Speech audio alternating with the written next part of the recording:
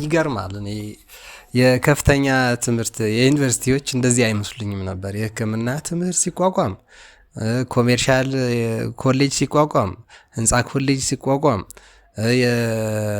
የተግባረድ ሲቋቋም፣ ኮተቤ ሲቋቋም፣ የቴጌ መነን ሲቋቋም፣ ዊንጌት ሲቋቋም፣ በተለይ ተፈሪ መኮንን ሲቋቋም፣ ዩኒቨርሲቲ ኮሌጅ የሚባለው የመጀመሪያው የኢትዮጵያ ዩኒቨርሲቲ 4 ኪሎ ያለው አሁን አዲስ አበባ ዩኒቨርሲቲ የሚባለው ቀዳማዊ ኃይለ ሥላሴ ዩኒቨርሲቲ ኮሌጅ ተብሎ ነበር መጀመሪያ የተቋቋመው። እሱ በ1943 ነው። ዩኒቨርሲቲው ግን የተዋቀረው በ1954 55 ዓመተ ምህረት ነው እና ይሄ ሁሉ ሲቋቋም እኔ እንደዚህ አይነት ሚና እንደነበረው አላስታውስም። በጣም ከፍተኛ ርብርብ ተደርጓል። ብዙ የውጭ ሰዎች ሚሽነሪዎች በጣም ትልቅ ከባድ ሚሽን ነበራቸው። በዚህ ውስጥ ግን ምስጋና ይግባቸውና ይህንን ነገር እንደሚነግሩን የቀዳማዊ ኃይለ ሥላሴ ዩኒቨርሲቲ ታሪክ የከፍተኛ ትምህርት መቋቋምና መስፋፋት ጉዞ ብለው ከ1900 ጀምሮ ያለውን ዘመናዊ ኢትዮጵያ የመከነችበትንና የበሰለችበትን ጉድ የሚያውቁትን ዶክተር አክሊሉ ሀብቴ ይህንን መጽሐፍ ባይጽፉልን ኖሮ ማን ይነግረን ነበር? እውነታቸውን ነው። ፕሮፌሰር ጌታቸው ኃይሌ እንደው ነፍሳቸውን ይማረው በረከታቸውም ትድረሰንና የህዝብ ታሪክ የትምህርት ታሪክ ነው ብሎ የተናገረው ይጠቀስለታል። እሱ ባይጽፈው ኖሮ ሌላ ማንም ይህን ታሪክ አይጽፈውም ነበር። በእርግጥ ያኔ በ1950ዎች ውስጥ ፕሬዝዳንት ሲመረጥ ለዩኒቨርሲቲ ከልጅ ካሳ በኋላ እንደው ምረጡ ብንባል ከዶክተር አክሊሉ የተሻለ ምንመርጠው አልነበረም ብለዋል ፕሮፌሰር ጌታቸው ኃይሌ። ብዙዎቹም በዚያም ዘመን እንደነበሩት ጓደኞቻችን ይሄን ነው የሚያስቡት ብለዋል። እኚህ ሰው አሁን 96 ዓመታቸው ነው። በአሜሪካ በተለይ በዋሽንግተን ዲሲ በማርያም አካባቢ መኖሪያቸውን አድርገው እያገለገሉ እየተገለገሉ አገርንም ዓለምንም አሁንም ድረስ በትምህርት ጉዳይ በመብሰልና ባለመብሰል ጉዳይ በጣም ያማክራሉ። ለእኛ ደግሞ ይህን መጽሐፍ ሰጥተውናል። ብዙ የሀገራችን ሰው ያነበበው አልመሰለኝም። ቅድስት ሥላሴ መንፈሳዊ ኮሌጅ 2 ጥራዝ ልጃቸው ቴዎድሮስ አክሊሉ ሀብቴ እንዲያስገባ ምችለውን አድርጌያለሁ። ቦሌ ጁፒተር ሆቴል ለመጀመሪያ ጊዜ በብራና የመጽሐፍ ክበብ አማካኝነት ያገኘኋቸው ጊዜ 92 ዓመታቸው አካባቢ ይመስለኛል። ከዛ በኋላ ሁለተኛ ያገኘኋቸው ልጃቸው ያላንተ መሄድ አልፈልግም ብሎኝ ቅድስት ሥላሴ ይዣቸው የሄድኩ ጊዜ ነው። በኮሮና ሰዓት ላይ ነው። ሂልተን ሆቴል የኮሮና ቴስት ካደረጉ በኋላ ከሰዓት ለባ ኢንተርናሽናል ጉዞ ነበራቸው። ከዛ በኋላ ወደ አሜሪካ ይመለሱ ነበረ። ከመብረራቸው በፊት ቅድስት ሥላሴን የልጅነታቸውን የሃይስኩል ትምህርት ቤታቸው የጨረሱበትን መማር ማየት ጎብኝ ፈልገው አሁን የቅድስት ሥላሴ ዩኒቨርሲቲ የሚባለውን ቀድሞ የቀዳማዊ ኃይለ ሥላሴ ዩኒቨርሲቲ የቲዮሎጂ ፋካልቲ የነበረውን ለመጎብኘት ያደረጉ ጊዜ ነው እና በዛ ውስጥ እኚህ ሰውዬ ትልቅ ተጋድሎ አድርገዋል። ማለት ይህን ሁሉ መጥቀስ የፈለግኩት አሁን አሉ በህይወት የሚናገሩት ነው። መጽሐፋቸው ብቻ ሲሆን በህይወት አሉ። ምናልባት አካባቢያቸው ያለ ሰው ሊያገኛቸው ይችላል። በተለያየ መልኩ ይገኛሉ። ሸገር መዓዛ ላይ ኢንተርቪው አድርገዋል። በዩቲዩብ የተለያዩ ድምጾቻቸው፣ ምስሎቻቸው፣ ፎቶዎቻቸው ይገኛሉ። ትምህርቶቻቸውም ይገኛሉ። የሰሩት ጥናትና ምርምርም አለ። እንግዲህ ማናቀውን የዛ ዘመን ታሪክ የምናነበው ሌላ ማናቀው ብዙ ጉድ ስላለ እንዲነገረንም ነው። በዛው ልክ ያመከነን ያደከመን ኢትዮጵያዊ መልኩ ነብር ዥንጉርጉርነቱን ሊለውጥ ይችላል ወይ እንዳለ ኤርሚያስ መልካችን እንዲለወጥ አቅማችን እንዲዳከም እያደረገን ያለው ምን እንደሆነ መመርመር ስላለብን ነው እኔ ማንበብ የተነሳሳሁት። አሁን ከመጽሐፋቸው ምዕራፍ 7 349 ገጽ ላይ በጣም ጠቃሚ የሆነውን የዩኒቨርሲቲው ማስተማር ከጀመረ በኋላ አንድ ፍሬ እስቲ እናሳይ ብሎ የተደረገውን እንቅስቃሴ ላንብብላችሁ። ገምግሙ እስቲ። በመንገድ ላይ በጉዞ ላይ በተለያየ አጋጣሚ ሆናችሁ ብትሰሙት አስተያየታችሁን ብትሰጡኝ ደስ ይለኛል። ስለምታዳምጡኝና ስለምትሰጡኝ ጊዜ እግዚአብሔር ያክብራችሁ። ቆንጆ ቁም ነገር እንደምታገኙበት ተስፋ አድርጋለሁ። አብረን አንብበው። የዩኒቨርሲቲ አገልግሎት ፕሮግራም በቀዳማዊ ኃይለ ሥላሴ ዩኒቨርሲቲ ከተካሄዱት ልዩ ልዩ የትምህርት ፕሮግራሞች በአገር ውስጥና ከሀገር ውጭ በመታወቅ ከመታወቅ በስተኋላም የዝነኛነትን ስም ለመጎናጸፍ የበቃው የኢትዮጵያ ዩኒቨርሲቲ አገልግሎት ፕሮግራም በመባል ተቀርጾ በመስከረም 1964 በአብዛኞቹ የመጽሐፉ ዓመተ ምሕረቶች የተጠቀሱት በፈረንጅ ነው። ወደኛ ለማምጣት ሞክራሉ። በ1956 ስራ ላይ የዋለው የዩኒቨርሲቲ አገልግሎት ነው። በዚህ ምዕራፍ ስለ ፕሮግራሙ ምንነት፣ አጀማመርና ሂደት፣ ስለ ፕሮግራሙ አስተዳደርና ስለ ገጠመው ችግር፣ ስላደረገው አስተዋጽኦ፣ ከዩኒቨርሲቲው ማህበረሰብና ከዩኒቨርሲቲው ውጪ ስለ ፕሮግራሙ የተሰነዘሩ እይታዎችንና ግምገማዎችን ባጭሩ እንመለከታለን። እንዲህ ያለ የአእምሮ መጎልበትን ሂደት ከማህበራዊ አገልግሎት ህይወት ጋር ያጣመረ ፈርቀዳጅ ፕሮግራም እንዴት ተጸነሰ፣ እንዴት ሊወለድና ሊያድግ ቻለ የሚለውን ሀሳብ እናያለን ይላሉ። ምን ይጠቅማል? ይሄን ግን በእውነት ለመስማት ምን ማለት ነው? ገንዘብ ብቻ ለማግኘት የሆነ ስራ መስራት የለብንም። ዲግሪ ለማግኘት ብቻ የሆነ ትምህርት መማር የለብንም ማለት በትምህርቱ ከጎን ልንጠቀም የሚገባው ነገር አለ። የቀደመው የጥንታዊው የኢትዮጵያ ትምህርት ካልጠቀመ አትማረው፣ ስለሚጠቅምህ ነው የምትማረው። ዘመናዊ ትምህርት ግን ግድ ሆነብን ነው የምንማረው። ጨንቆን እኔ ስንት ዩኒቨርሲቲው በዞርኩ ቁጥር ጨንቆኝ ከብዶኝ ተሳቀቅ እንዴት መቼ በተለየውት እያልኩ ነው ማለት ከብዶኝ እኮ ላይሆን ይችላል። ወይ መምህራኑ ስላልገባቸው አንዳንዶቹ ሊሆን ይችላል፣ ወይ ትምህርቱ ስለማያስፈልገኝ ሊሆን ይችላል፣ ወይ ለህይወቴ እዚህ ግባ የሚባል ነገር እውነትም እዚህ ግባ የሚባል ነገር አላመጣልኝም። ምን አመጣልኝ? ቀን ሰራተኛ የሚሰራውን ስራ ነው በየትልልቅ ቦታ ላይ ሰው ደረቱን ነፍቶ እንደሚሰራ የሚነግረን እኮ። ምክንያቱም ስራዎች ስለተቆለሉ አይደለም ስራ የሚባለው። ምን ፈቀቅ ብንል ገበሬ ነው ጤፍ የሚያበላን። አሁንም ዳቦ የምንበላው በገበሬ ነው።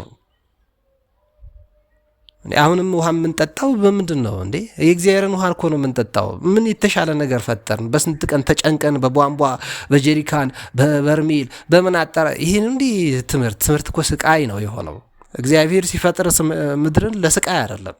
ጥረግረ ብላ አለ እንጂ አልቅሰ ብላ አላለም።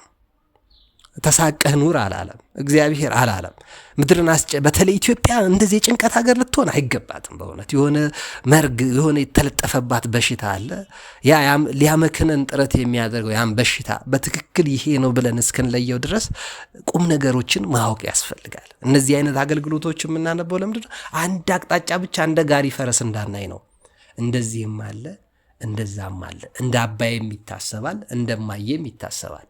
አባዬ እንደዚህ ያስባል፣ እማዬ እንዲህ ታስባለች፣ ግን እኔ ደግሞ እንደ ልጅ ይሄን አስባለሁ የሚባል ነገር፣ ሚስቴ እንደዚህ እኔ እንደዚህ፣ ልጄ እንደዚህ ያስባል እኔ እንደዚህ የሚባል ነገር እየለመድን መምጣት ስላለብን ሊገራን ይገባል። የትልልቅ ሰዎች ቁም ነገር ደግሞ ጠባ አይልም። እስቲ እንየው።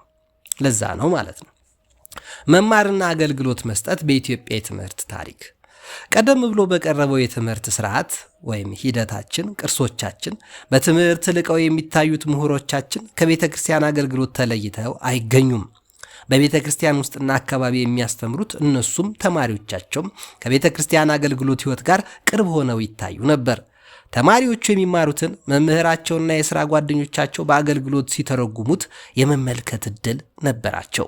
እንደዚህ ያለ የተጣጣመ የቅርርብ ግንኙነት ግን በዘመናዊ ትምህርት ሂደት አልታየም። ምን ማለት ነው? ይመረቃል፣ ዲግሪውን ይዛል፣ ዩኒቨርሲቲውን ዞር ብሎ አያየውም ማለት ነው። ከተመረቀ 50 ዓመት ሊሆኑ ይችላል።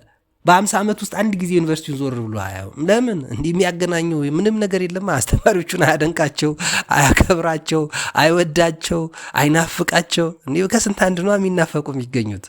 ለስሚ ወይ በግሬድ ያማራሉ፣ ወይ ሲመጻደቁ ያናድዳሉ፣ ወይ እነሱ ብቻ እግዚአብሔር ይሁን ሁሉ ችሎ እነሱ ደግሞ ያችን ትምህርት ተመርቀዋል። ሁሉ ነገር የነሱ ይመስላቸዋል እና ዓለምን በእነሱ ልክ አጥብበው እየሰፉ እንዴት እኛ እኮ የነገስታት ልጆች ነን ማለት ነው። ልባችን ይሄን ካልተቀበለ እውነት የነገስታት መልክ ልዩ መልክ አለን ማለት ነው። መልካችን እግዚአብሔር ከፍታ ነው፣ ልዕልና ከፍታ፣ ልዕልና፣ ባርነትና በሽታ፣ ታች ዝቅ ማለት መዋረድ አይመቸንም። ሰራተኞቻችንም ጥበቃዎቻችንም ይሄ አይስማማቸውም ማለት ነው። ዩኒቨርሲቲ የቀደመው ትምህርት በሺህ ዓመታት ኢትዮጵያ ላይ ከቅዱስ ያሬድ እንኳን ቢታይ 1500 ዓመት የዘለቀው ትምህርት አስተማሪዎቹ ከቤተ ክርስቲያን አይጠፉም፣ ተማሪዎቹም ከቤተ ክርስቲያን አይጠፉም። ደግሞ ሁለቱም ፍሬዎቻቸውን ይተያያሉ፣ ይገናኛሉ። በዘመናዊ ትምህርት በዚች 100 ዓመት ግዜ የተፈጠረው በ1917 ነው ተፈሪ መኮንን እንኳን ለሁለተኛ ደረጃ የተከፈተው 100 ዓመቱ ማለት እኮ ነው።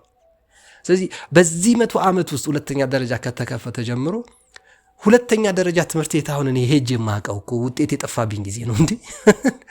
አዎ ዩኒቨርሲቲ ከ10 ዓመት በኋላ ሄጄ ዲግሪ ስጡ ይላቸዋል። ወስደሃል እንዴ?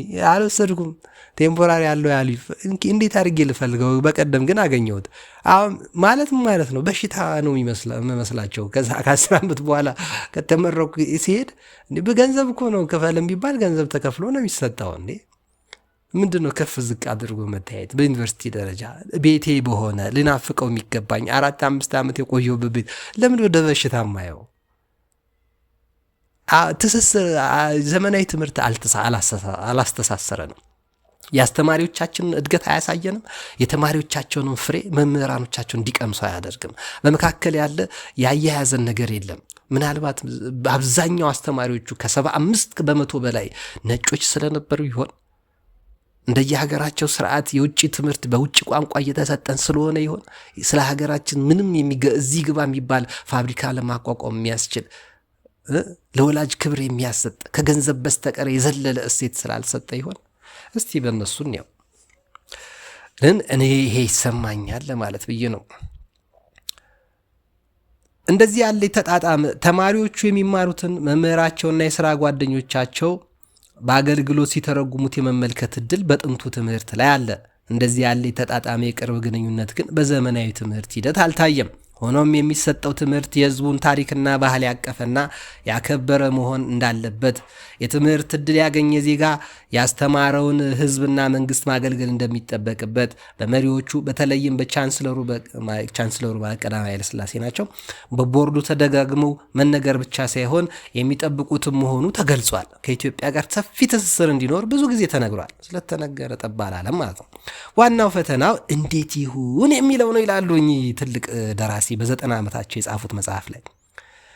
እንዴት ይፈታ የሚለው መፍታቱ ላይ ነበር።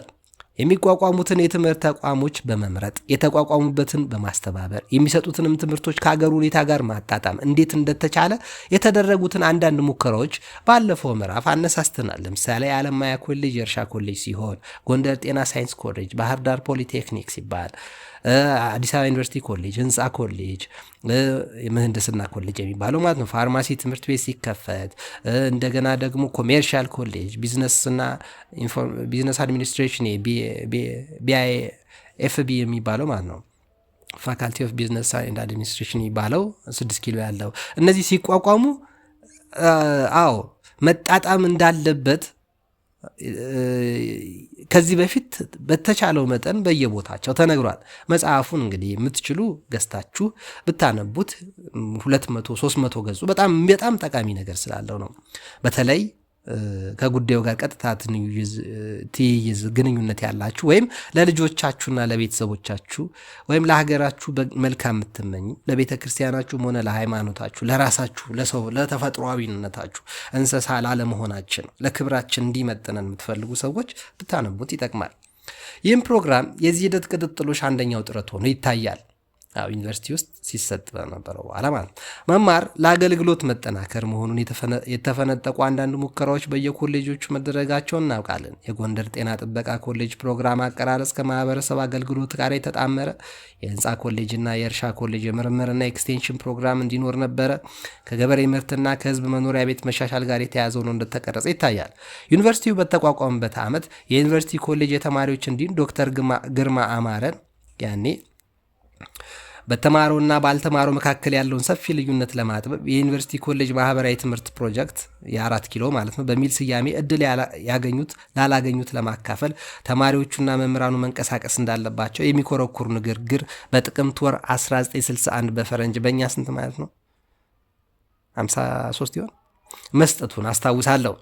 ለመነሻ ያህል በትምህርት መስክ ለአንድ ተማሪ በቤት ወጪውን በመቻል ቀረጥ እየከፈለ ቀረጥ እየከፈለ ተማሪው በፍራሽ አልጋ ላይ ሲተኛ እሱ በቁርበት አፈር መደብ ላይ እየተኛ ተማሪው በቀን 3 ሲመገብ እሱ በቀን 1 እየበላ ያስተማረውን ህዝብ ውለታ ለመክፈል ታጥቆ መንቀሳቀስ እንዳለበት የዩኒቨርሲቲ ኮሌጅ ተማሪዎችን በስሜት መቀስቀሱን አስታውሳለሁ። ዶክተር ግርማ አማረ ነው ማለት መነሻው። ሆኖም አንዳንድ እንደ 4 ኪሎ አካባቢ የሚገኙትን በጫማ ጠረጋ የሚተዳደሩትን በእንጦጦና በሱሉልታ ሜዳ የወላጆቻቸውን ከብቶች በመጠበቅ ለሚገኙ እረኞች የንባብና የመጽሐፍ ትምህርት መስጠት መጀመሩ ቢታወቅም ሙከራው በተማሪዎቹም በመምህራኑም አልተገፋበትም። መንፈሱም በብዙዎች አካባቢ የውይይት ርዕስ ከመሆን አላለፈም። የዩኒቨርሲቲ ተማሪዎች አንድነት ማህበር በዚሁ ዓመት ባደረገው ዓመታዊ ስብሰባው እኛ ተማሪዎች በተማሪነታችን ምን ማድረግ እንችላለን የሚል የመወያያ ርዕስ መርጠው እንደተወያዩበትም አስታውሳለሁ። ውጤቱ ግን እንደሚታወቀው ወደፊትም እንደሚታየው እንደዚህ ካለው እንቅስቃሴ የፖለቲካው አዝማሚያ አይሎ በመቅረቡ አልተገፋበትም። በተሰበሰበ ቁጥር ፖለቲካ ይሆናል ነገሮች። ምክንያት እኮ ስላላቸው ነው። ባለፈው አቶ ኩራባቸው እግዚአብሔር ይስጠውና ሐዲስ ዓለማየሁ ለቀዳማዊ ኃይለ ሥላሴ ህዝብ ቅሬታና ብሶት ስላለው ነው እያሰማ ያለው እንጂ መፈንቅለ መንግስት ተፈልጎ አይደለም።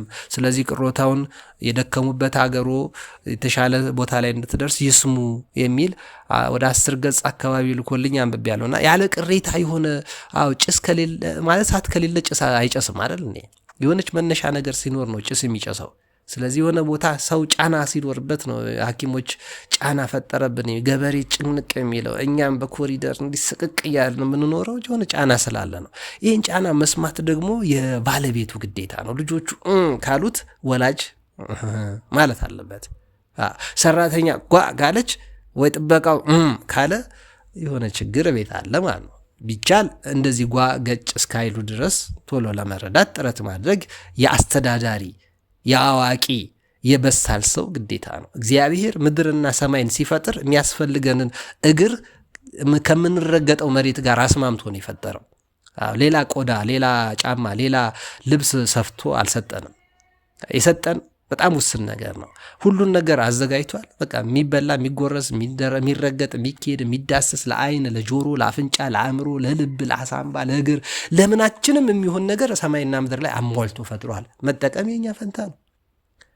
እግዚአብሔር ይህንን ያህል መሪ ነው። እግዚአብሔር ብቻ ንጉሥ ነው። እግዚአብሔር ብቻ አምላክ ነው። እግዚአብሔር ብቻ ገዢ ነው። ኢትዮጵያም እጆቿን ወደ እግዚአብሔር ብቻ ነው የምትዘረጋው የምንለው ለምንድነው? እንደ እግዚአብሔር ያለ እኮ ስለሌለ ነው። መሪዎች ከእግዚአብሔር በታች ደግሞ እንደ አባት እንደ እናት በጣም ቅዱስ ከሆኑ ደግሞ እንደ እግዚአብሔር መሆን ይጠበቅባቸዋል። ማለት ችግሮች ሳይመጡ ቀድሞ መረዳት ይጠበቅባቸዋል።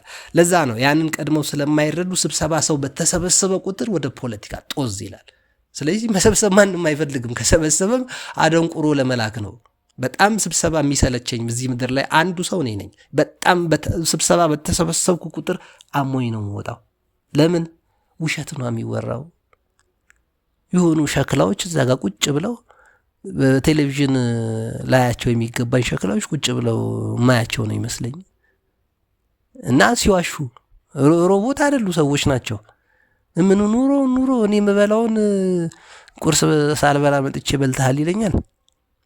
እንዴት እንዴ? በኮሪደር ለምሳሌ ፈርሽ አሁን ስብሰባ እኮ ቢጠራኝ አንተ አልፈረስክም፣ ሰፈር ካለ የቤት ቁጥሩ አለ፣ ቤቱ እዛው አለ፣ እዛ ነው የምትኖረው እኮ ነው የሚለኝ። ማለት ይሄ አረ እኔ ጤና ይነሳል እኮ በኢትዮጵያ። ስለዚህ እንዴት ነው ጓገጭ ማንለው? ስብሰባ ሲሰበሰብ ጤነኛ ስብሰባ ኢትዮጵያ ውስጥ ያለው እድር ላይ እሷም ትንሽ ለወስ ትላለች። ከዛ ውጭ ማህበር ነው። ማህበርም አንዳንዴ የጽዋ ማህበር ማለት ነው። እሷም ትንሽ አላት። እቁብ ነው። እቁብ አባቴ ጥቅም አለዋ። ለዛ ነው። ስለዚህ ጥቅም ያለው ስብሰባ ነው ሊኖር የሚገባው። እዛ ውጪ ሲጨስ ማስተዋል ያስፈልጋል። በአጭሩ ዩኒቨርሲቲው ከመከፈቱ በፊት በየኮሌጁ አልፎ አልፎ ብቅ ጥልቅ ሲሉ የነበሩት ሀሳቦችን በማስታወስ እንጂ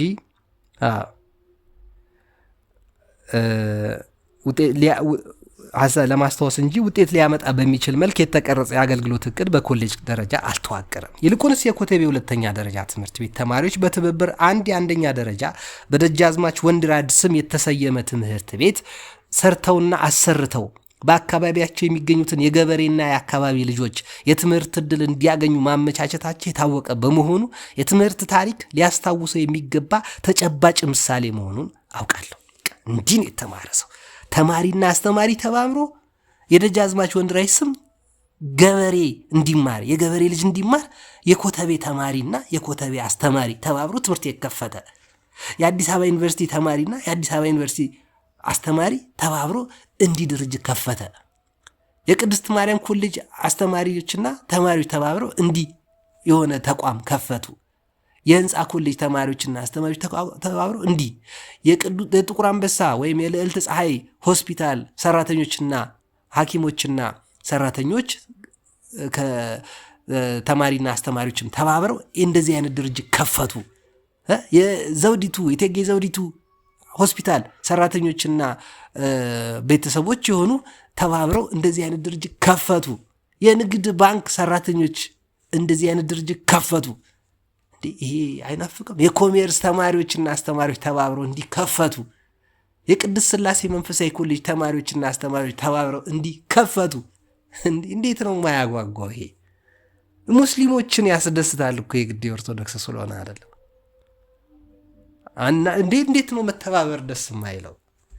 እንስሶች እኮ ተመሳሳያቸው ነገር እንኳን ሲጠቃ አይወዱም። ስለዚህ ሲያገኝ ደግሞ ይከፋቸዋል ብዬ እንግዲህ አላቅም። ስለዚህ ያው ካለበሉ ሊቧጨቁ ይችላሉ፣ ሳይበሉ ልብላ ብቻ ካለ። ስለዚህ ማካፈል ይፈልጋል። እንደዚህ እኮ ነው ልስራ ሲል መተባበር፣ የሆነ ነገር ጠብ ሲያደርግ፣ ከተማ ሲያስውብ። እኔ የተቀጠርኩበት የመጀመሪያ መስሪያ ቤቴ አሳፋሪ እኮ ደብዳቤን የጻፈብኝ በጣም ነው የሚያዝነው። ነፍሱን ይማረው ሟቹ የስራ አስኪያጅ የነበረው ሰው በጣም አሳፋሪ ስራዬን ስለሰራው ላይብረሪ ገብተህ ለምን መጽሐፍ ታነባለህ? ብዙ ያናገራል። የኛ ስራ ጸባይ ትንሽ የተበላሸ ነው። መተባበር አይደለም መጠባበቅና እንደ አይጥና ድመት ልጎርስ ነው እንዳልጎርስ ጥፋ አይነት ነገር ነው ያለው። እና ይሄ የኮተቤ በእውነትም ዶክተር አክሊሉ ሀብቴ እንደጠቀሱት መጠቀስ ያለበት ነው። እግዚአብሔር ይስጣቸው ይህን ስላሰሙ ነው። ሌላው መታወስ ይገባዋል የምለው በዩኒቨርሲቲ ኮሌጅ የተማሪዎች አገልግሎት ለማበረታታት በየዓመቱ ከሚመረቁት ተማሪዎች መካከል በትምህርቱ ጎበዝና በልጦ የተገኘውን በተጨማሪ በዩኒቨርሲቲ ኮሌጅ ህይወቱ የኮሌጁና የማህበረሰቡን ህይወት በማሻሻል የተጨበጠ የመሪነት ሚና ላሳየ በመምህራኑ ለሚመረጥ የልዑል መኮንን መታሰቢያ የመሪነት ዋንጫ እንዲሸለም መደረጉ ነው። ወደፊት ይነግሩን ይሆናል እንጂ ውጭ ድረስ ይልካሉ። የተለየ ትምህርት ለሚፈለገው ይልካሉ። ከ100 ዓመት በፊትም የተጀመረ ነው። የኢትዮጵያውያን ብርቃቸው አይደለም። እናቴም ከሀገር ቤት ልጆች አምጥታ አሳድጋለች። ኢትዮጵያ ለእናንተም የምትሰሙኝ ቤተሰብ ስንቶቻችሁ አሳድጋችኋል? ብርቅ አይደለም። ጎበዝ ሲሆን ደግሞ ይገዛለታል፣ ይጨመርለታል። ልጃችሁ እንኳን እያስደሰታችሁ በመጣ ቁጥር የምትጨምሩለት ነገር ማዕት ነው። ዋጋ ከዛ በላይ ከከፈላችሁለት ዋጋ በላይ ልትከፍሉለት ጥረት ታደርጋላችሁ። እኔ በጎበዝኩ ቁጥር የሚያግዙኝ ሰዎች ማዕት እንደሚሆኑ ተስፋ አደርጋለሁ። እናንተ እንኳን ሰብስክራይብ ልታደርጉልኝ ትችላላችሁ። አሁን ቆንጆ ጽሁፍ ባነብላችሁ አይደል እንዴ? እውነታው ያ ነው። ጎበዝን ሰው ኢትዮጵያዊ አይመቀኝም። ልክ ጀግናን ጀግና ከኋላ አይመታውም እንዳሉት አፄ ቴዎድሮስ። በየዓመቱ ከሚመረቁት ይሄ ዋንጫ ይሰጣል ነው።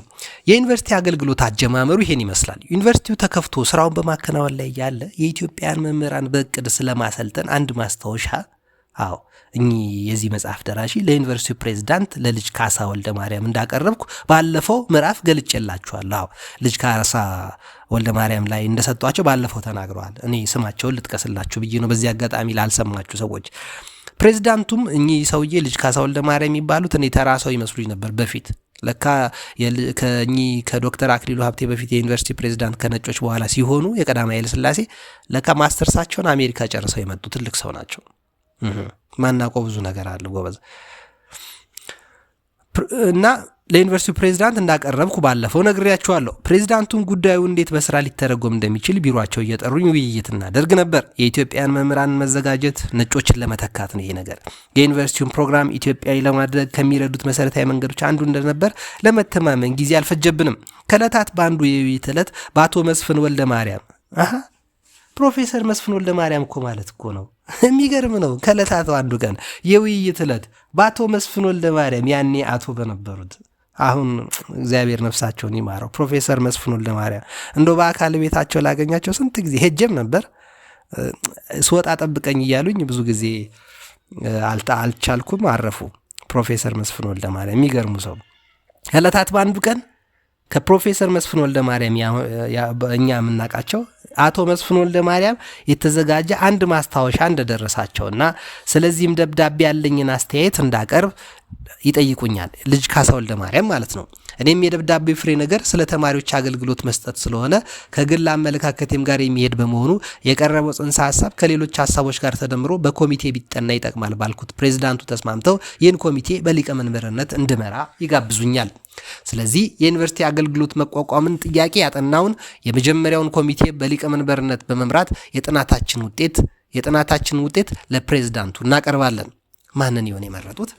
የጥናቱ ፍሬ ነገር በመሰረቱ አቶ መስፍን እንዳሳሰቡት አቶ መስፍን ወልደ ማርያም እኛ የምናውቃቸው ፕሮፌሰር መስፍን ወልደ ማርያም በአጭሩ የዩኒቨርሲቲ ተማሪዎች በገጠሪቱ ኢትዮጵያ 1 ዓመት አገልግሎት መስጠትን ለሀገራቸውና ለማህበረሰባቸው ለተማሪዎቹም ለዩኒቨርሲቲው ትምህርት አሰጣጥም የሚጠቅም መሆኑን ደግፎ ያቀርባል። ፕሬዚዳንቱም በፕሮግራሙ ፍሬ ነገር ስላመኑበት ጉዳዩን ወደ መምህራን ጉባኤ ከመምራት በፊት የአፈጻጸሙን ሂደት የሚያጠና መምህራንና ተማሪዎች በእኩልነት የሚካፈሉበት ሁለተኛ ኮሚቴ በአቶ ጳውሎስ አስራት በጊዜው የተማሪዎች ዲን ሊቀመንበርነት እንዲጠና ያደርጋሉ። የኮሚቴው አባሎች ዶክተር አብደላ አብዲ ናስር መሐንዲስ ኮሌጅ የነበረ ነው። ዶክተር አክሊሉ ሀብቴ የዚህ መጽሐፍ ደራሲ የትምህርት ፋካልቲ ናቸው። ዶክተር አሰፋ ተክሌ ከሳይንስ ፋካልቲ፣ አቶ አማረ ጌታሁን የእርሻ ኮሌጅ፣ አቶ ገብረ ስላሴ ስዩም ማህበራዊ አገልግሎት ሶሻል ወርክ የሚባለው፣ አቶ ላቀው ሙላት የትምህርት ነው ከኤጁኬሽን፣ አቶ መስፍን ወልደ ማርያም አርት ፋካልቲ ላይ ናቸው የነበሩት ፕሮፌሰር መስፍን ወልደ ማርያም ማለታቸው ነው። አቶ ናይ እግዚ ገብረ መድህን ህንፃ ኮሌጅ ነው የመጡት። እሳቸው ደግሞ የተወከሉት ዶክተር ሰለሞን እንቋይ ከኤክስቴንሽን ፕሮግራም ላይ የማታው ላይ እና አቶ ጳውሎስ አስራት የተማሪዎች ዲን ነበሩ። ኮሚቴው ከ9 ስብሰባ በኋላ እንግዲህ ወዳጄ ኮሚቴ ስብሰባ ሲያደርግ ውጤት ሊያሳይ ይገባል። 9 አይደለም ዛሬ አንዱ ስብሰባ አላግባባንም። እነሱ ከ9 ስብሰባ በኋላ በጉዳዩ ተማሪዎችን የሚነካ በመሆኑ የተማሪዎቹን መማክርት ጨምሮ መወያየት ማስፈለጉን በማመንና በመጋበዝ ከህዳር 17 ቀን 1956 ዓመተ ምህረት ጀምሮ መምህራኑና የተማሪዎቹ መማክርት በአንድነት በሳምንት አንድ ጊዜ 40 ማታ በመሰብሰብ ውይይት በማድረግ ጥያቄውን ያጠናሉ።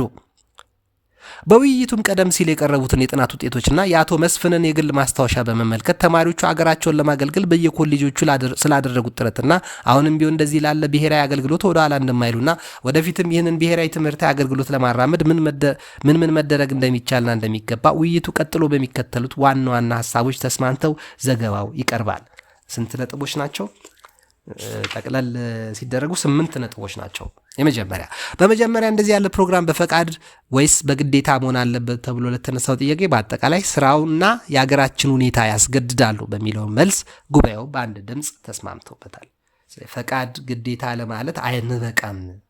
የሀገራችን ሁኔታ ያለችበትና ስራውም ደግሞ ማህበረሰባችን ማገልገል ግድ ይላል ነው። 2 አገልግሎቱ መቼና በምን አገልግሎት ዘርፎች ይጀመር የሚለውን ጥያቄ በዩኒቨርሲቲውም ሆነ አገልግሎት በሚሰጥባቸው መስሪያ ቤቶች የበጀትም የአስተዳደርም ፈቃደኝነት የማግኘት ጉዳዮች ላይ ከተወያየ በኋላ ብሔራዊ አገልግሎት ለጊዜው በትምህርት ስራ ይጀመር፣ ወደፊት እየደረጀ ሲሄድ በሌሎች ተግባሮች እርዳታ ሊሰጥ ይችላል በማለት በዚያን ጊዜ ፍላጎቱና አስፈላጊነቱ ተጣጥሞ የታዩት በማስተማር አገልግሎት በመሆኑና ሁለተኛ ለዩኒቨርሲቲ አስተዳደር ዝግጅትና ቅልጥፍና ፕሮግራሙ በማስተባበር አኳያ ከአንድ መስሪያ ቤት ጋር ቢሆን ይሻላል በማለት በማስተባበር ስራ መጀመሩ ይደገፋል።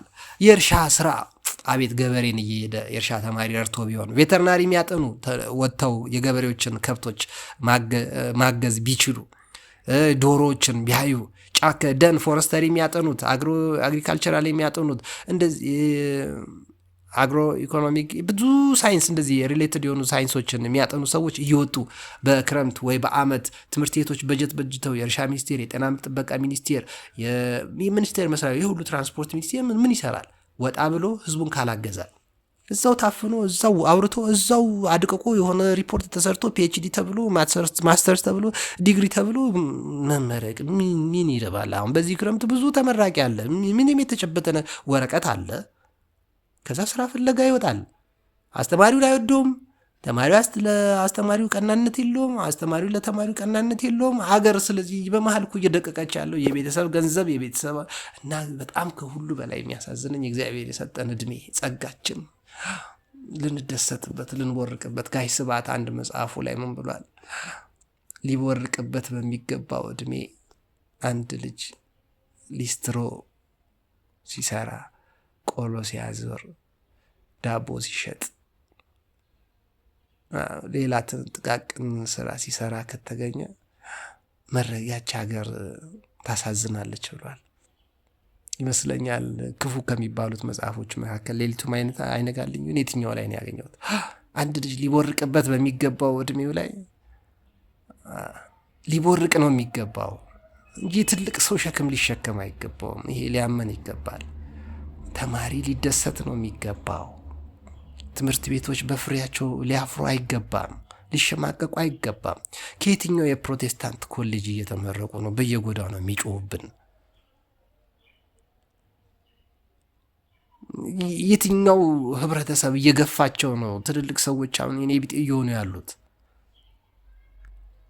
ከየትኛው ሳይንስ ሚሊተሪ ሳይንስ የተመረቁ ናቸው ድሃን በከተማ እያሉ ያሉት?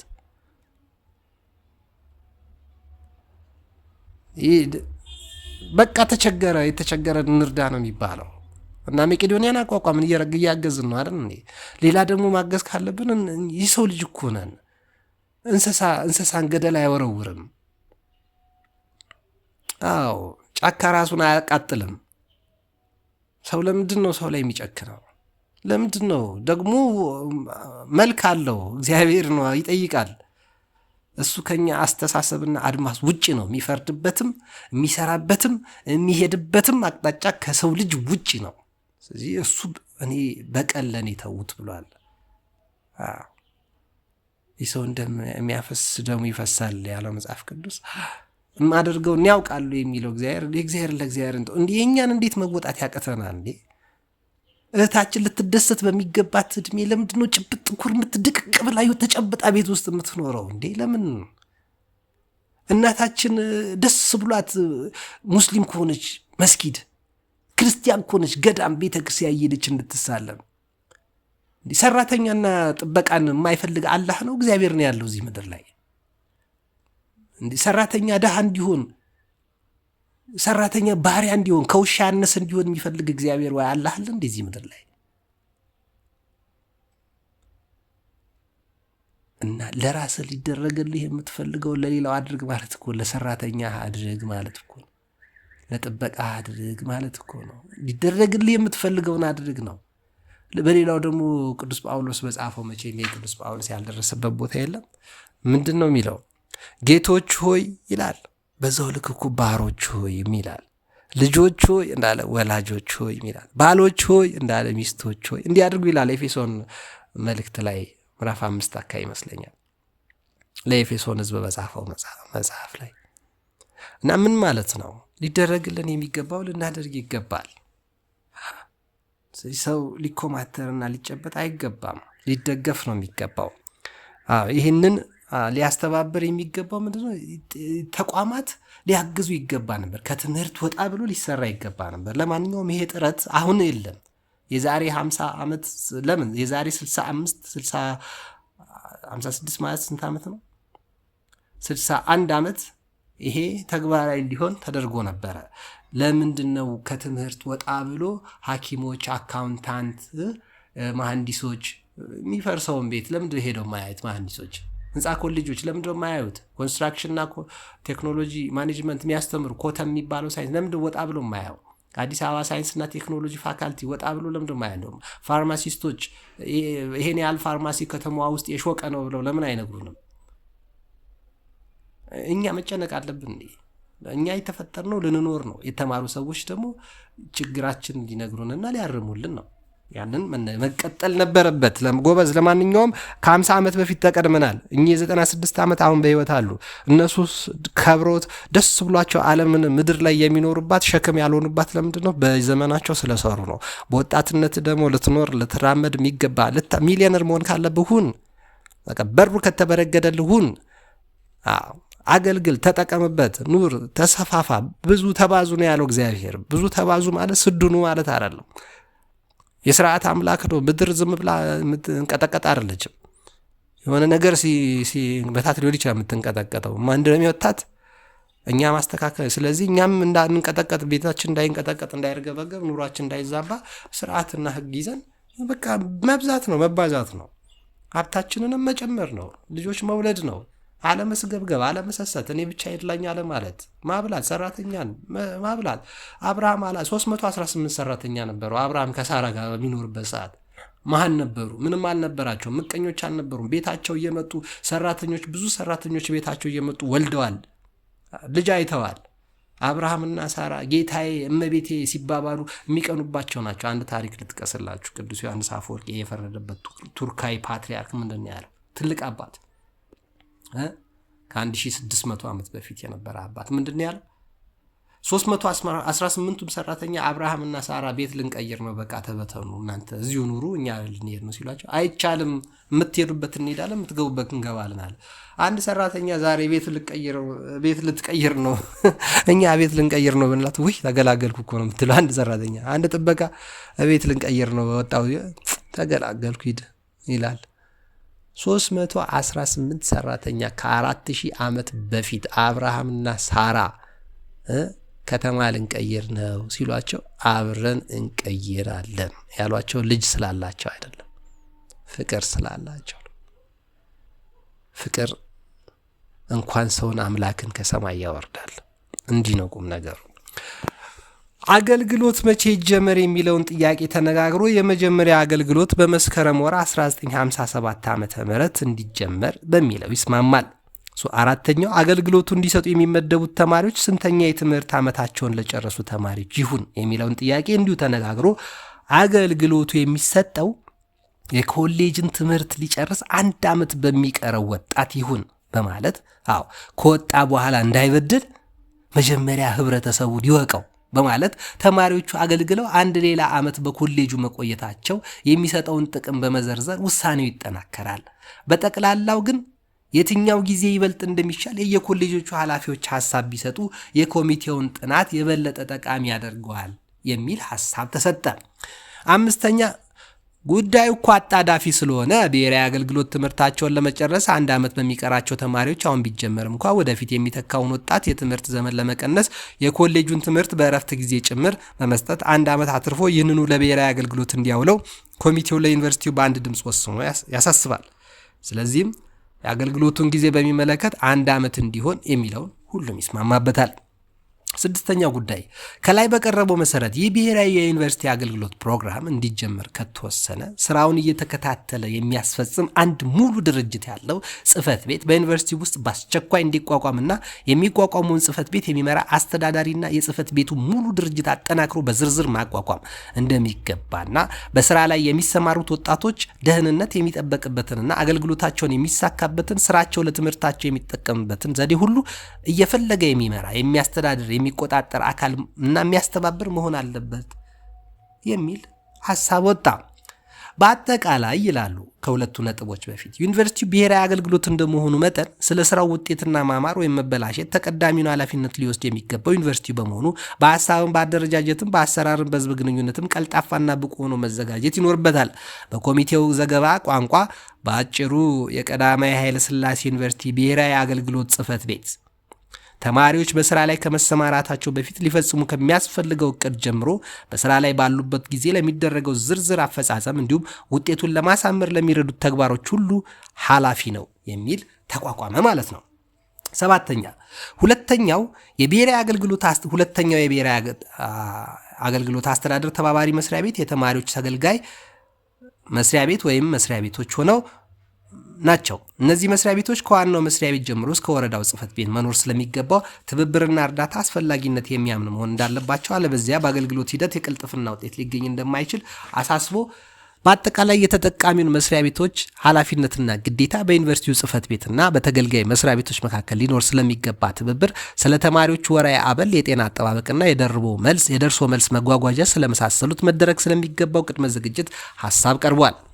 8ኛ ነጥብና የመጨረሻው በመጨረሻም በማጠቃለያ መልክ የዚህ ብሔራዊ አገልግሎት ፕሮግራም አጀማመር እንዲሰምር ዩኒቨርሲቲ በሚከተሉ 3 ጉዳዮች ላይ ልዩ ጥንቃቄ እንዲያደርግ ያሳስባል። እነዚህም በማናቸውም መልክ የመጀመሪያው ዓመት ብሔራዊ አገልግሎት የሚያመዝነው ወደ ሙከራነት በመሆኑ ለቁጥጥር እንዲያመች ተማሪዎች የሚሰማሩባቸው ቦታዎችና ስፍራዎች ከፍ ባለ ጥንቃቄ መመረጥ እንዳለባቸው፣ ሙከራውን የሚቆጣጠሩ የታወቁ የዩኒቨርሲቲ መምህራን ተመርጠው እንዲመደቡ፣ የብሔራዊ አገልግሎት ጽህፈት ቤት አሁኑኑ ተቋቁሞ ስራውን እንዲጀምር ይደረግ የሚል አንደኛው ነጥብ ነው። በሁለተኛው በመጀመሪያ አገልግሎት የሚሰጡ ተማሪዎች የታሪክ ጀማሪዎች መሆናቸው ተነግሯቸው ማወቅ ስለሚገባቸው ሁሉ መረጃዎች ቅድመ ዝግጅትና የመተዋወቂያ ትምህርት እንዲሰጣቸው ማስፈለጉን ያሳስባል። ሶስተኛው የፕሮግራሙን ፍሬ ነገር በማንሳትም የቀዳማዊ ኃይለ ሥላሴ ዩኒቨርሲቲ ተማሪና አስተማሪ የሚችሉትን አገልግሎት እየሰጡ እግረ መንገዳቸውንም የኢትዮጵያን ሁናቴ በበለጠ የማወቅ ዕድል በማግኘት ዩኒቨርሲቲው ይደራጃል። በዩኒቨርሲቲውም ውስጥ የሚሰጠው ትምህርት ወደ ኢትዮጵያ ይበልጥ ይጠጋል። ለብሔራዊ አገልግሎት ወደ ኢትዮጵያዊነት ይበልጥ ይጠጋል። ለብሔራዊ አገልግሎት መሪ ተዋናይ መሆን ያለበት ዩኒቨርሲቲው ነው።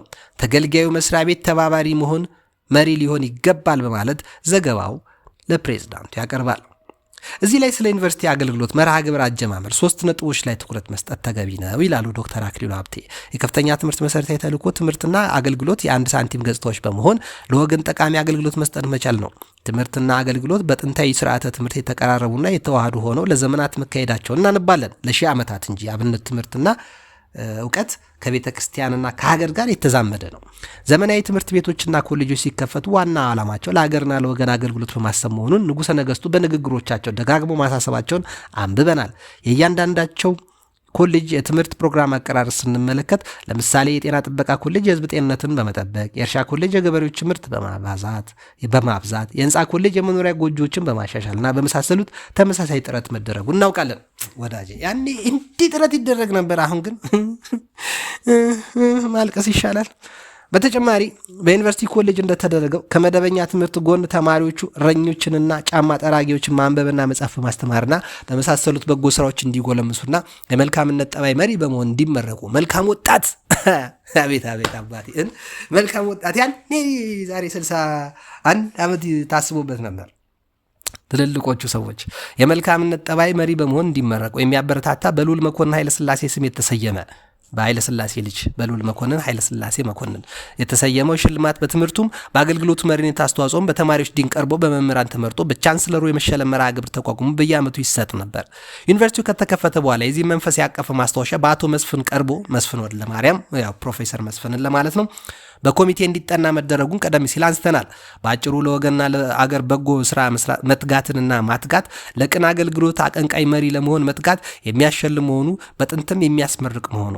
ሁለተኛ በፕሮግራሙ አቀራረጽ ገና ከመጀመሪያ ጥንትም ያሸልማል። መልካም መስራት ማለት ነው። መልካም ወጣት ዛሬ አይደለም የተጀመረው ወዳጄ። አሁን በእኛ ዘመን የተጀመረ መልካም ወጣትነት የለም።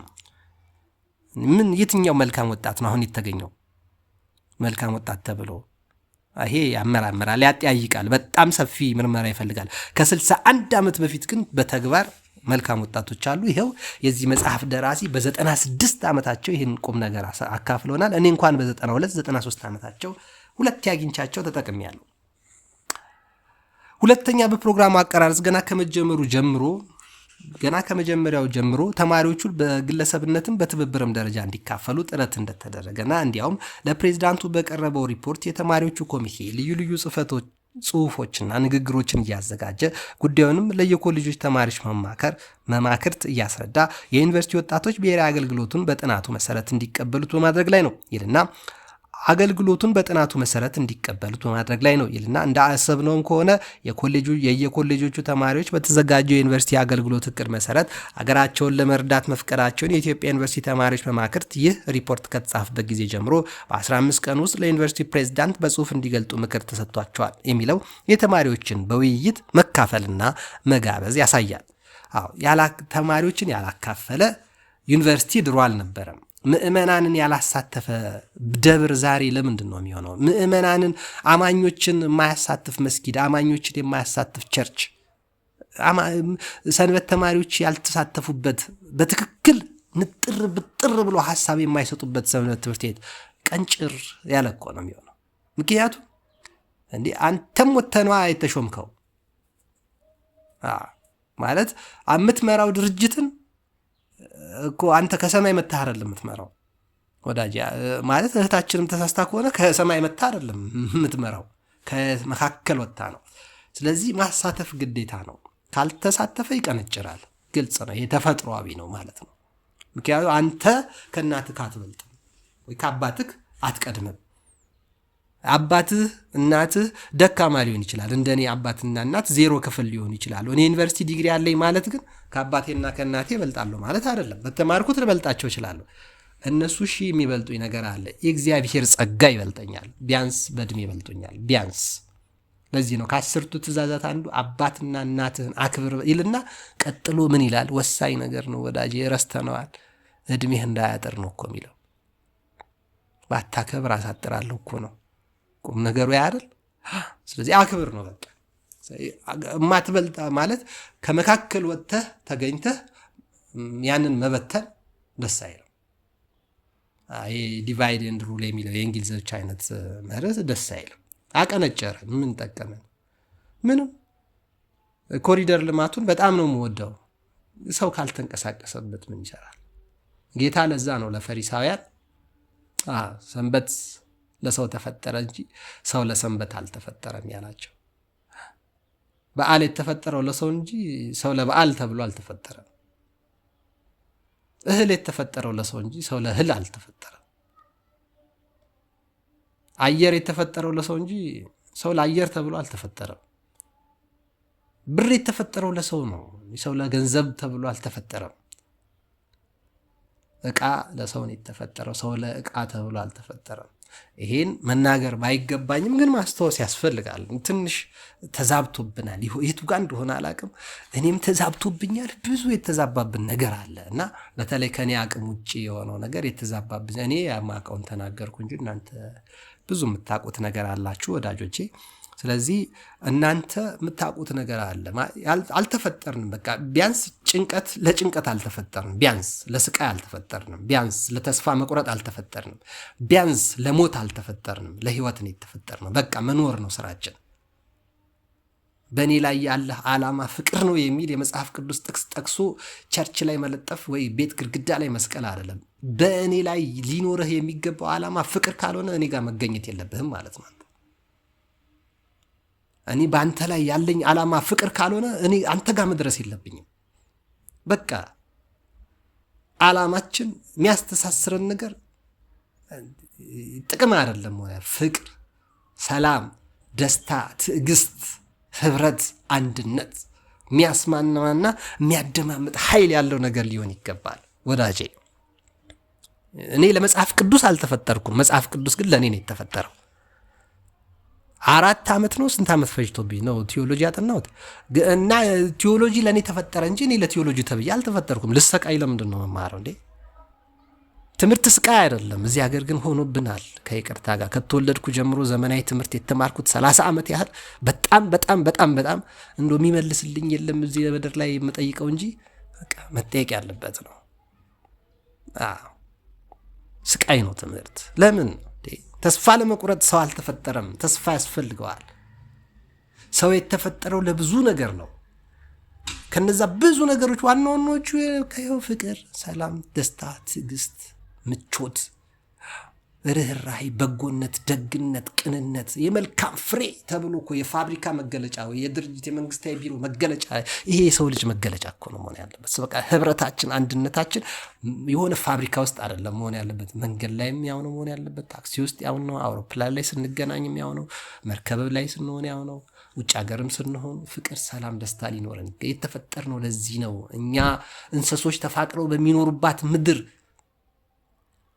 እጽዋት ባልተነዳደፉባት፣ አራዊትና ተባዮች ያጠናኋቸው ቫይሮሎጂ፣ ማይክሮባዮሎጂ፣ ፓራሳይቶሎጂ፣ ብለድ ሳይንስ እነዚህ የተማርኳቸው ትምህርቶች ውስጥ እኮ ደም ከደም ጋር አይጋጭም። ይተላለፋል፣ በጣም ይተሳሰባል፣ ይናበባል። ደም ሰውነታችን ውስጥ ያለው ደም ከደም ጋር፣ ነጩ ከቀዩ ጋር አይጋጭም። ተፈጥሮ ተናቦ ይኖራል በፍቅር በስምምነት። እኛም ደማችን ይሞቃል፣ ይግላል፣ አንዳንድ ቅዝቅዝ ይላል። ያ መገለጫ አለው ማለት መቀዝቀዝ መሞቅ ችግር የለውም። ጸባዩ ባህሪው ነው። የሚሞቅበት ጊዜ አለ፣ የሚቀሰቅስበት ጊዜ አለ። ባህሪው ነው፣ ችግር የለውም። ያ የተፈጠርንበት ዓላማ ግን አለን። ዓላማችን ምንድን ነው? ዕቃ አይደለንም ማለት ነው። ሰው ነን። በእግዚአብሔር አርአያና አምሳያ የተፈጠርን ክቡራን ነን። ክብራችንን መልካችንን ኢትዮጵያዊ ሲኮን ደግሞ በተለይ ኢትዮጵያዊ መልኩን ነብር ዥንጉርጉርነቱን ጨርሱት ወዳጄ። ለዛ ነው ይህንን ደግሜ ሀሳብ የሰጠሁት። ለዛ ነው። ምክንያቱም አላማ አለን። ዩኒቨርሲቲ ወጥቶ አገልግሎት ሲሰጥ ከመመረቁ በፊት ሀገሩን ማወቅ አለበት። ከዛ በፊት ሲያውቃት ነው ሀገሩን የሚያገለግላት የሚጠቅማት። በኋላ ከተመረቀ በኋላ ስቃይ፣ ቁስል፣ በሽታ ነው መርዝ ነው የሚሆንባት እንደኛ ማለት ነው። ከ10 ምናምን ለማንኛውም ሶስተኛ የኢትዮጵያ መምህራን ዝግጅት ባልዳበረበት የኢትዮጵያን የልማት ችግር መሰረት ያደርገው የመማሪያ መጽሐፍት ባልነበሩበት የዩኒቨርሲቲ ምሩቆች ቢያንስ የሀገራቸውና የወገናቸውን ችግርና ኖራራ 1 ዓመት በመካከሉና አብሮ በመኖር የእድል መስጠቱ ያለ ጥርጥር ችግሩን የበለጠ የማወቅና የመረዳት ትምህርት ያገኛል በማለት የተቀረጸው ሲጀመር የኢትዮጵያ በኋላ የዩኒቨርሲቲ አገልግሎት ፕሮግራም ላይ ልዩ ችግሮች ሊገጥሙት ቢችሉም በአመዛኙ ትምህርታዊ አስተዋጽኦ እንዳበረከተና አገልግሎቱን በመሰጠት እንዲሁ ገንቢ አስተዋጽኦ እንደሚኖረው በአጽንኦት በማመን የተቋቋመ መሆኑን ማወቅ ያስፈልጋል። ትምህርት በጠባቡ በ4 ማዕዘን በታጠረ ክፍል ውስጥ ብቻ የሚገኝ ሳይሆን በቀበሌውም በመንደሩም በገበያውም በንግድ ቤቱና በፍርድ ቤትም በፖሊስ ጣቢያውን ከህዝቡን ጋር በመወያየት በጠቅላላው ለሰው ልጅ በተሰጠው እድልና ጸጋ ሁሉ በመጠቀም በማየት በማሽተት በመስማት ሊገኝ የሚችል መሆኑን በሚያምኑት ንጉሠ ነገሥት የተደገፈ የትምህርት አመለካከት የተቀረጸ መሆኑን ማስታወስ እፈልጋለሁ ይላሉ እኚህ ክቡር ትልቅ ሰው። ሌላውን ሌላ ቀን ብናነበውስ በጣም ሰዓት ወሰድኩባችሁ። የዩኒቨርሲቲ አገልግሎት ፕሮግራም በፋካልቲው ጉባኤ መጽደቁና የተለያዩ ነገሮችን ሌላ ቀን አነብላችኋለሁ። ትንሽ ሀሳቤ ገንፈል አድርጎ ጫር የሚያደርግ ሀሳብ ኖሮ እንደው ጨምሬባችሁ ከሆነ ይቅርታ። ሀሳብ አስተያየቶቻችሁን ጠብቃለሁ። ስላዳመጣችሁኝ በጣም አመሰግናለሁ። ገጽ 354 ላይ ነው ያቆምኩላችሁ። የቀዳማዊ ኃይለ ሥላሴ ዩኒቨርሲቲ ታሪክ ይባላል።